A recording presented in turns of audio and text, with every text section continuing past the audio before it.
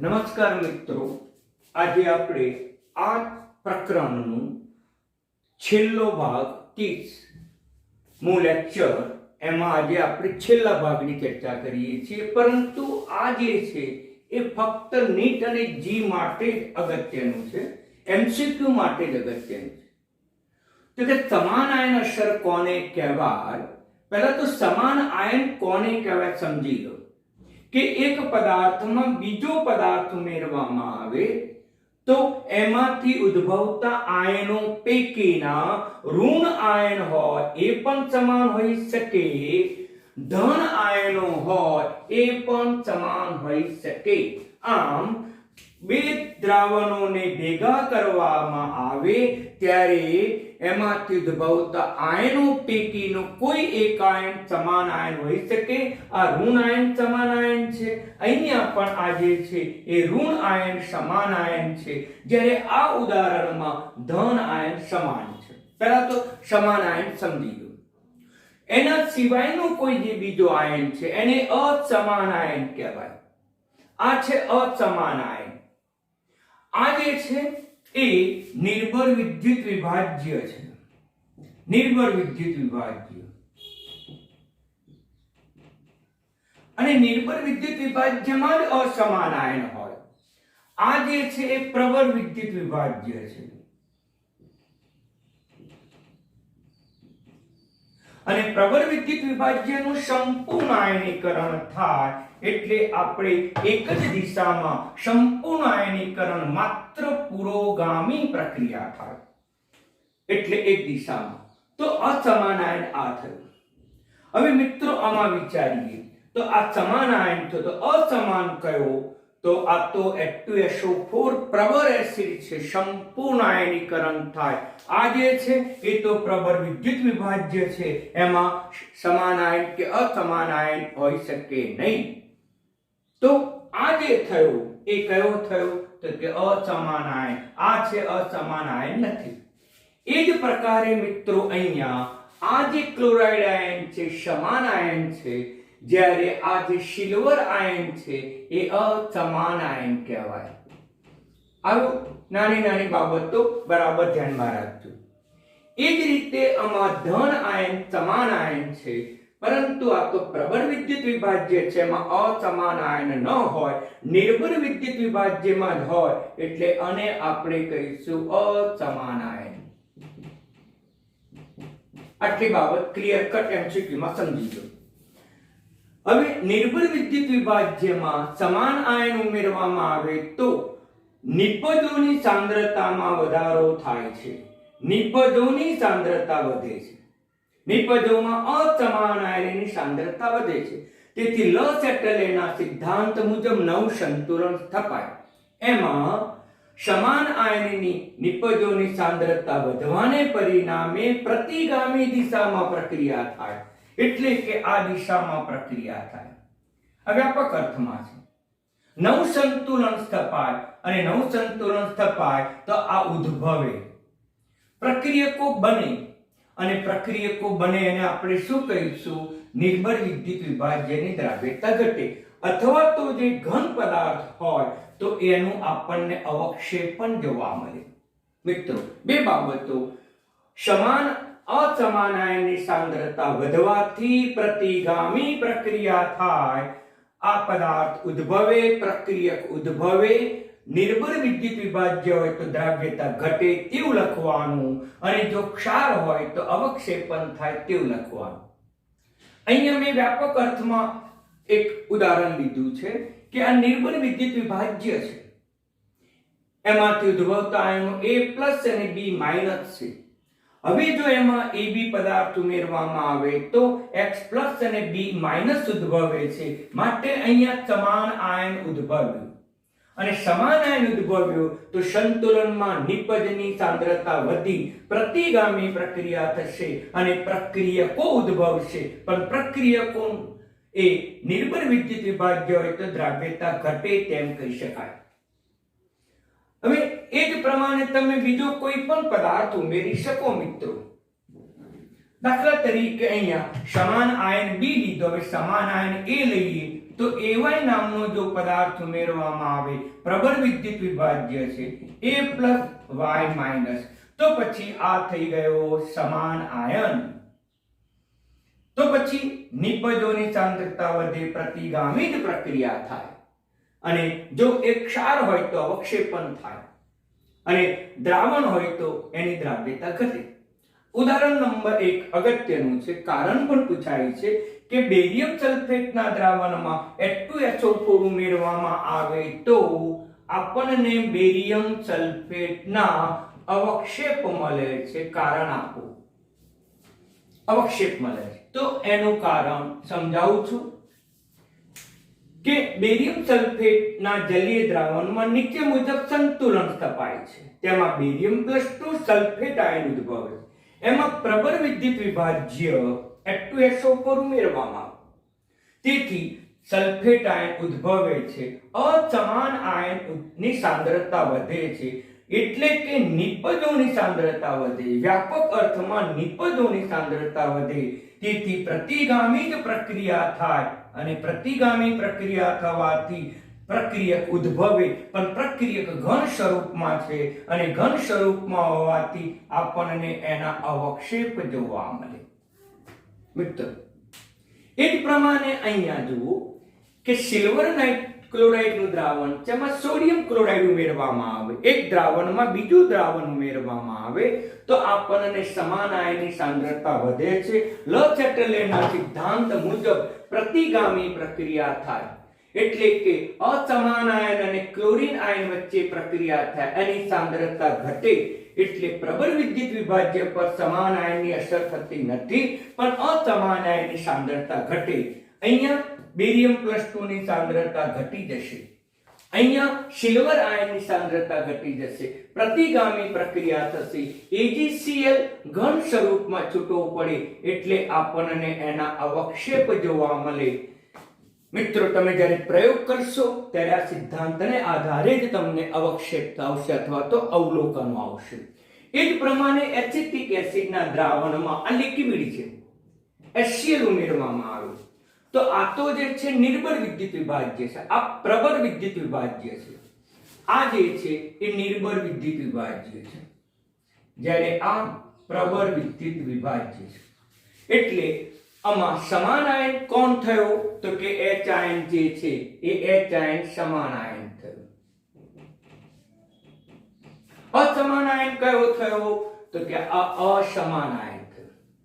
તેથી સમાન ion H+ અસમાન આયન એસિટેટ આયન વચ્ચે પ્રતિગામી પ્રક્રિયા થશે, અને પ્રક્રિયકો ઉદ્ભવશે, અને પ્રક્રિયકો ઉદ્ભવે અને સાંદ્રતા વધે, એટલે કહી શકાય કે દ્રાવ્યતા ઘટે છે. આ બાબત સમજી લો.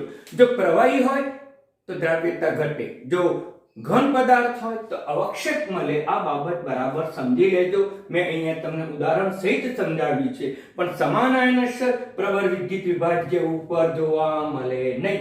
સમાન આયન અસર એ નિર્બળ વિદ્યુત વિભાજ્ય ઉપર જ જોવા મળે. સમાન આયન અસરને પરિણામે અસમાન આયનની સાંદ્રતા ઘટે. અહીંયા Ba+2 ની સાંદ્રતા ઘટે, અને હાજરીમાં સિલ્વર આયનની સાંદ્રતા ઘટે, NaCl ની હાજરીમાં, HCl ની હાજરીમાં આની પણ સાંદ્રતા ઘટે. આવા MCQ બરાબર ધ્યાનમાં રાખજો. આ ઉપરાંત મિત્રો, હોમવર્ક્સમાં તમને આપું છું પુસ્તક નંબર 223 છે, એનો કોયડો 7.26 છે, એ જાતે ગણજો. જે મેં તમને ગઈકાલે પણ એના જ દાખલા, એ જ પદ્ધતિના દાખલા ગણાયા હતા, માત્ર ક્ષાર જ બદલાયેલો છે.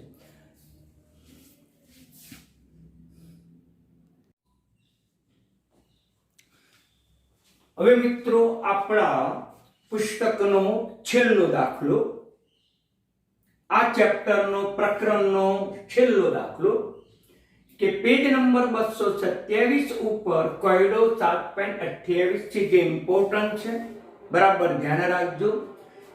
રકમ છે કે નિકલ હાઇડ્રોક્સાઇડની 0.10 મોલર NaOH માં દ્રાવ્યતા કરો. નિકલ હાઇડ્રોક્સાઇડનું KsP 2.0 × 10⁻⁻15 છે. મિત્રો બે પદાર્થ આપ્યા છે, આ બે પદાર્થમાંથી કયો નિર્બળ વિદ્યુત વિભાજ્ય? તો સિમ્પલ વસ્તુ છે, જેનો કેએસપી આપેલો હોય નિર્બળ વિદ્યુત વિભાજ્ય.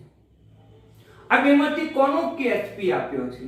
તો નિકલ હાઇડ્રોક્સાઇડ નો છે, અને નિકલ હાઇડ્રોક્સાઇડ નો કેએસપી આપ્યો છે, માટે તે નિર્બળ વિદ્યુત વિભાજ્ય થયું, કારણ કે કેએસપી નું મૂલ્ય છે, અને કેએસપી નું મૂલ્ય હોવાથી તે નિર્બળ વિદ્યુત વિભાજ્ય. સંપૂર્ણ આયનીકરણ ન થાય, આનો કેએસપી આપ્યો નથી, માટે પ્રબળ વિદ્યુત વિભાજ્ય. પણ આમે તમને ખબર હોવી જોઈએ કે સોડિયમ હાઇડ્રોક્સાઇડ એ પ્રબળ બેઝ છે, સંપૂર્ણ આયનીકરણ થાય, પ્રબળ વિદ્યુત વિભાજ્ય છે, એટલે તેનું જલીય દ્રાવણમાં સંતુલન પ્રક્રિયા લખવી પડે. તો કે નિકલ હાઇડ્રોક્સાઇડની સંતુલન પ્રક્રિયામાં પુરોગામી પ્રક્રિયા થાય, નિકલ +2 ઉદ્ભવે 2 મોલ OH આયન. હવે આની દ્રાવ્યતા x ધારો, x મોલર ધારો. આ નિર્બળ વિદ્યુત વિભાજ્ય છે, એટલે પુરોગામી પ્રક્રિયા પણ થશે, પ્રતિગામી પ્રક્રિયા પણ થશે. હવે આની દ્રાવ્યતા s મોલર છે, આમાંથી 1 મોલ જ નિકલ +2 ઉદ્ભવે છે, માટે આની સાંદ્રતા પણ s મોલર થશે. આમાંથી 2 મોલર OH ઉદ્ભવે છે, માટે આના કરતા આની સાંદ્રતા 2 ગણી થઈ જશે, એટલે 2s મોલર થશે. ઓકે મિત્રો, તો હવે ધ્યાન આપો કે તેમાં આપણે પ્રબળ વિદ્યુત વિભાજ્ય ઉમેરીએ છીએ NaOH. આ NaOH માટે એક જ નિશાની કરીએ છીએ, માત્ર પુરોગામી કરીએ છીએ, અને પુરોગામી પ્રક્રિયા થાય, કેમ કે પ્રબળ વિદ્યુત વિભાજ્ય છે, માટે એમાંથી ઉદ્ભવતો ધન આયન Na+ અને ઋણ આયન OH- છે. હવે એની દ્રાવ્યતા કેટલી? તો તેની સાંદ્રતા આપી છે, કેટલી? 0.1 મોલર આપી દીધી છે, અને સાંદ્રતા 0.1 મોલર. વિદ્યાર્થી મિત્ર, પ્રબળ વિદ્યુત વિભાજ્ય છે, સંપૂર્ણ આયનીકરણ થાય છે, આનો 1 મોલ તો આનો 1 મોલ સોડિયમ આયન ઉદ્ભવે છે, 0.1 મોલર તો 0.1 મોલર સોડિયમ આયન ઉદ્ભવે. એ જ પ્રકારે અહીંયા 1 મોલ માંથી 1 મોલ OH આયન ઉદ્ભવે છે, માટે 0.1 મોલર માંથી આની સાંદ્રતા કેટલી? 0.1 મોલર. પ્રબળ વિદ્યુત વિભાજ્ય છે. હવે મિત્રો, આ સમાન આયન કયો? તો સમાન આયન OH આયનની સાંદ્રતા. સમાન આયન તો કે OH આયનની સાંદ્રતા. તો OH આયનની સાંદ્રતા ગણવી હોય તો બે પદાર્થમાંથી ઉદ્ભવતા OH આયન ધ્યાનમાં રાખવા પડે. બે પદાર્થોમાંથી ઉદ્ભવતા OH આયન, એટલે આમાંથી પણ ઉદ્ભવતા OH આયનની સાંદ્રતા અને આમાંથી પણ ઉદ્ભવતા OH આયનની સાંદ્રતા, એટલે આ જે છે એ સમાન આયન છે. મિત્રો, અસમાન કયું? Na+1 ના, એ તો પ્રબળ વિદ્યુત વિભાજ્યમાંથી ઉદ્ભવે. Na+1 અસમાન આયન નથી. અસમાન આયન તો કયો છે? નિકલ +2.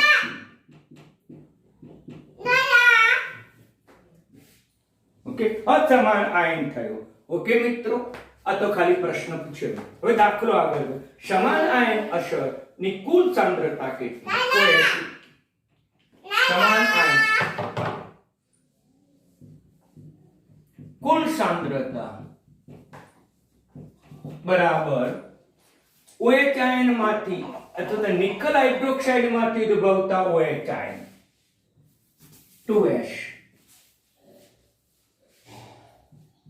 વત્તા NaOH માંથી ઉદ્ભવતા OH આયન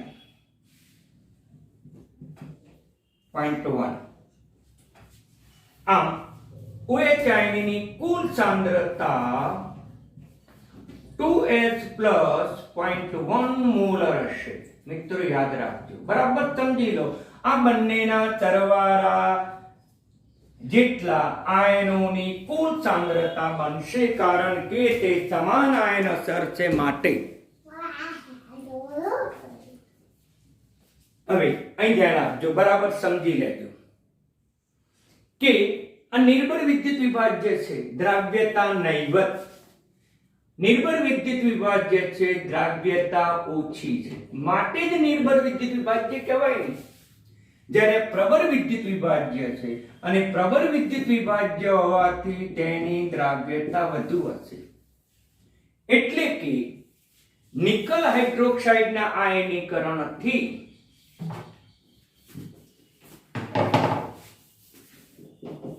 નિકલ હાઇડ્રોક્સાઇડના આયનીકરણથી અલ્પ પ્રમાણમાં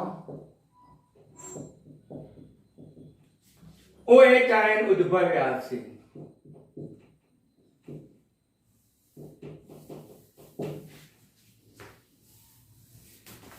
જ્યારે સોડિયમ હાઇડ્રોક્સાઇડના આયનીકરણથી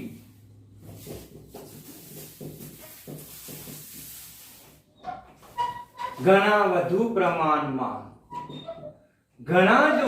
પ્રમાણમાં OH આયન ઉદ્ભવે. પ્રબળ વિદ્યુત વિભાજ્ય છે, સંપૂર્ણ આયનીકરણ થશે, એમાંથી OH આયન વધુ ઉદ્ભવે.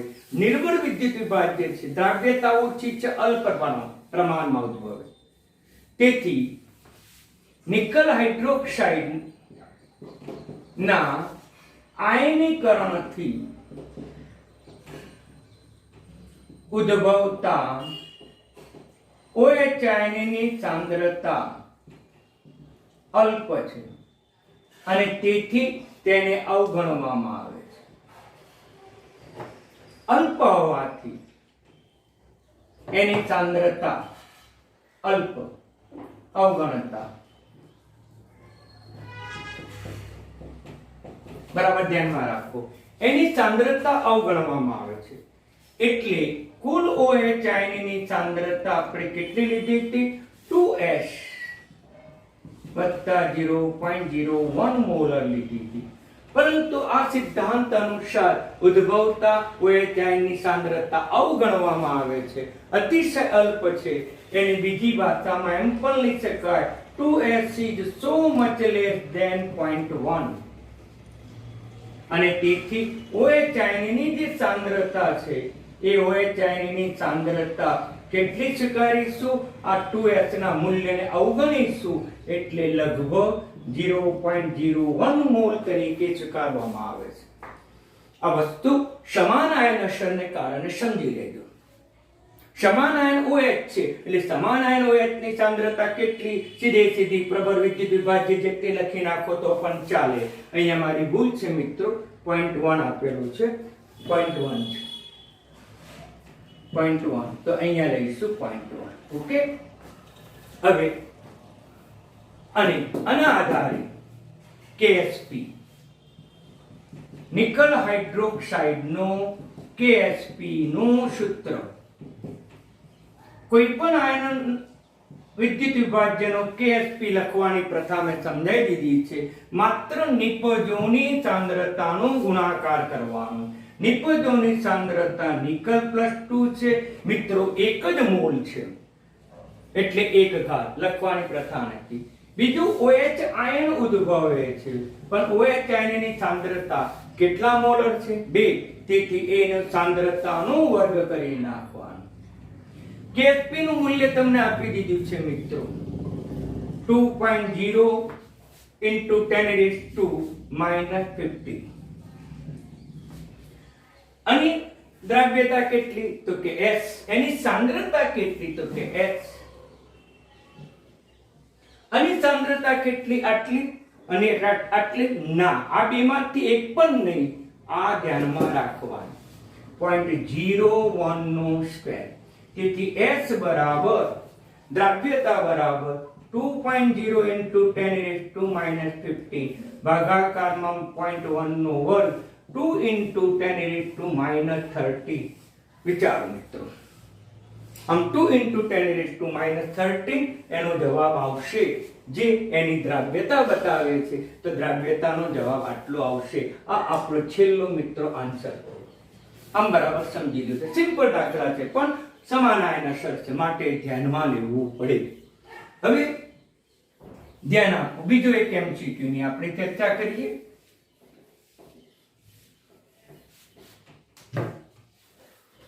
કે જેનું કેએસપી વધારે